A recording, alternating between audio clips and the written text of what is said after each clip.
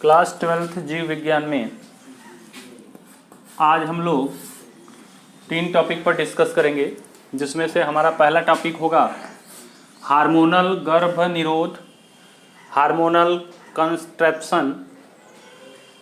दूसरा होगा menstrual cycle, आवर्त चक्र। और तीसरा हमारा टॉपिक होगा टेस्ट ट्यूब बेबी, परख नली शिशु जिसको कहा जाता है, टेस्ट ट्यूब बेबी।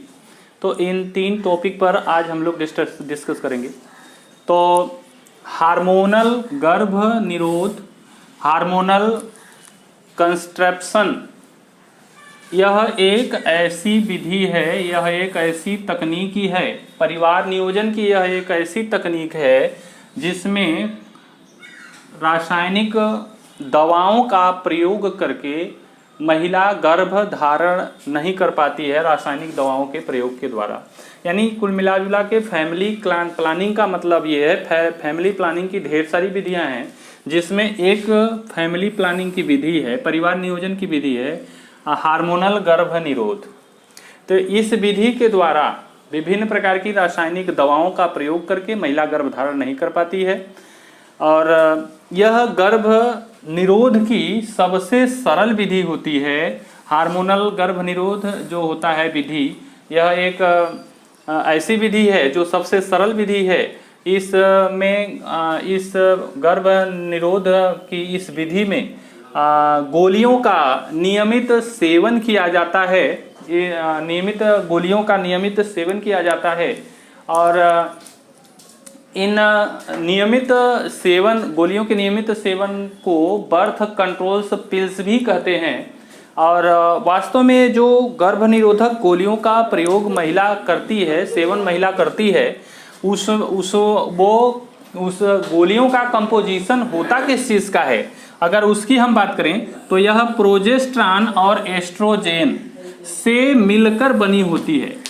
प्रोजेस्टेरॉन और एस्ट्रोजेन से मिलकर बनी होती है। तो यानी इन जो गोलियों का उपयोग किया जाता है, यह प्रोजेस्टेरॉन और एस्ट्रोजेन जो कि ये हार्मोन्स होते हैं, जो कि गोनेड्स से प्राप्त होने वाले हार्मोन्स होते हैं, जो मनुष्य के गोनेड्स यानी जनदों से सिक्रीट होने वाले हार्मोन्स होते हैं, उन्हीं के कंपोजिशन से ये गोलियां बनाई जाती हैं।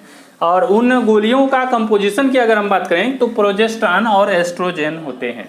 इन गोलियों में सबसे प्रसिद्ध आप लोग जानते हैं गोली है मालाडी है, मालाडी। उसके बाद पल्स है,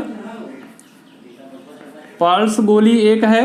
और तीसरा है आपका, तीसरी गोली जो है सहेली, सहेली। उसके बाद एक और गोली आती है परवीन, परवीन। यानी ये मुख्य रूप से 4 गोलियां ये आप लोग जानते हैं, ये बहुत प्रसिद्ध हैं।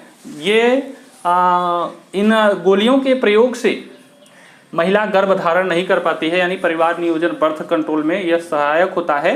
तो मालाडी की बात करें हम तो मालाडी एक ऐसी हार्मोनल गर्भ निरोधक गोली है जो कि प्रतिदिन सवेरे पहले दिन से स्टार्ट होकर के उसको 21 दिन तक लिया जाता है। पहले दिन से स्टार्ट करके मेंस्ट्रुएशन साइकिल जब समाप्त हो जाती है तो उसके पहले दिन से स्टार्ट करके 21 दिन तक लिया जाता है, और अंतिम 7 दिनों तक इस गोली का सेवन नहीं किया जाता है। और इन अंतिम 7 दिनों को लिए इसलिए छोड़ा जाता है क्योंकि मेंस्ट्रुएशन साइकिल पुनः स्टार्ट हो सके। उसके बाद सहेली जो गोली होती है इसको सप्ताह में 1 बार लिया जाता है। और एक परवीन गोली है जो कि किसी भी महिला के लिए वो 72 घंटे पहले ही इसको यूज किया जाता है।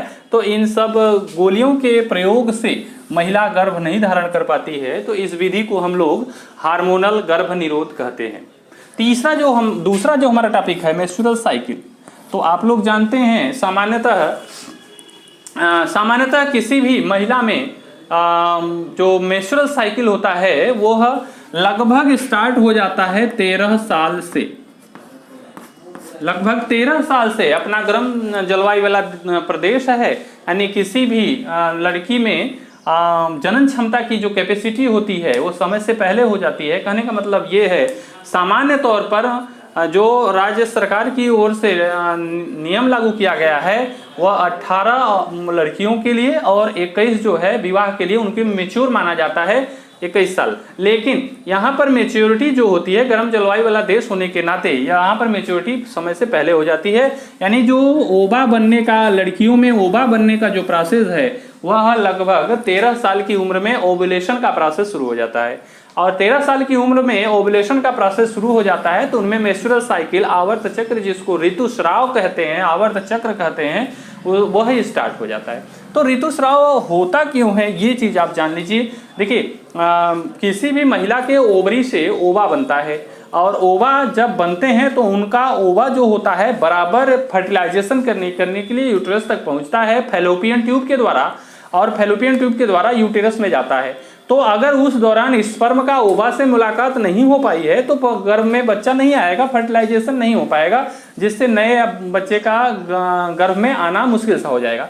तो यह जो ओवुलेशन का प्रोसेस होता है ये बराबर ओवा बनते रहते हैं। तो एक निश्चित समय होता है इनका, एक निश्चित टाइम होता है इनका, एक जीवन काल होता है। इसके बाद ये जो ओवा होते हैं निरर्थक बेकार हो जाते हैं। तो जब फर्टिलाइजेशन नहीं होता है विगत लगभग 24-25 दिनों तक ओवुलेशन का प्रोसेस जो होता रहता है और ये फर्टिलाइजेशन के फलस्वरूप गर्भ में अगर महिला गर्भ नहीं धारण कर पाती है, फर्टिलाइजेशन नहीं हो पाता है, तो ये जो ओवा होते हैं वो बेकार हो जाते हैं, निरर्थक हो जाते हैं, ओवा का कोई मतलब नहीं रह पाता है। तो ये जो ओवा बेकार हो जाते हैं वह एक ढंग से आप समझ लीजिए कि किसी माध्यम से वो बाहर आते हैं। तो इस साइकिल को हम लोग मेंस्ट्रुएशन साइकिल कहते हैं, आवर्त चक्र कहते हैं। जननांगों के द्वारा जो ओवा होते हैं ब्लीडिंग होता है और इस तरह से आवर्त साइकिल जो होती है, मेंस्ट्रुएशन साइकिल चलती रहती है, लगभग 28 दिन की होती है। और लड़कियों में लगभग 13 साल से स्टार्ट होके 40 से 45 साल तक यह स्वतः ही रुक जाती है। और ये लगभग आपका 13 साल से स्टार्ट होती है, 40 साल तक या 45 साल तक स्वतः ही समाप्त हो जाती है। तो इस चक्र को हम लोग मेंस्ट्रुएशन साइकिल कहते हैं। और मेंस्ट्रुएशन साइकिल कब रुक जाती है? जब ओव्यूलेशन का प्रोसेस होता है और फर्टिलाइजेशन हुआ, स्पर्म का मुलाकात हुआ और यूटेरस में बच्चा यानी आ गया, गर्भधारण कर लिया कोई महिला, तो मेंस्ट्रुएशन साइकिल ऑटोमेटिक क्या हो जाती है? स्वतः रुक जाती है। तो इस तरह से हम लोग गर्भ निरोधक हार्मोन्स और मेंस्ट्रुएशन साइकिल को देखें। अब तीसरा जो टॉपिक हमारा है टेस्ट ट्यूब बेबी।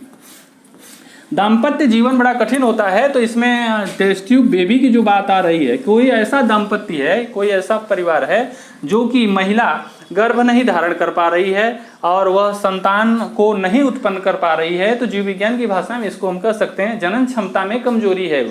तो जनन क्षमता में कमजोरी के लिए जिम्मेदार एक फैक्टर नहीं होता है, वो पुरुष महिला दोनों में कोई ना कोई कमी होती है जिसकी वजह से जनन क्षमता में कमजोरी आती है, कमी आती है, तो यानी बच्चे को जन्म नहीं दे पाती है। तो उसमें महिला और पुरुष दोनों के लिए जिम्मेदार होते हैं। स्पर्म की संख्या पर निर्भर करती है, यूटेरस के स्ट्रक्चर पर निर्भर करती है, उसकी संरचनात्मक त्रुटि पर निर्भर करती है कि महिला गर्भधारण क्यों नहीं कर पा रही है।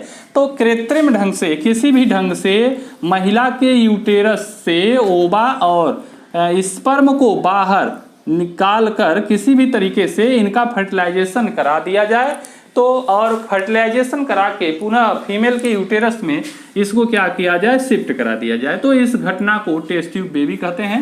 और आज के सामान्य तौर पर आज जो भी परिवार ऐसा है जो कि जनन क्षमता मतलब बच्चे नहीं जन्म पैदा कर सकता है, जन्म नहीं दे पाता है, अगर जनन क्षमता में कमजोरी है किसी भी कारण, चाहे महिला के या पुरुष के, तो एक ढंग से ये टेस्ट ट्यूब बेबी का सहारा लिया जाता है और महिला पुनः गर्भधारण कर लेती है इस विधि के द्वारा। तो एक ढंग से यह समझ लीजिए कृत्रिम फर्टिलाइजेशन की बात हो रही है, तो जिसमें महिला जो होती है वह किसी भी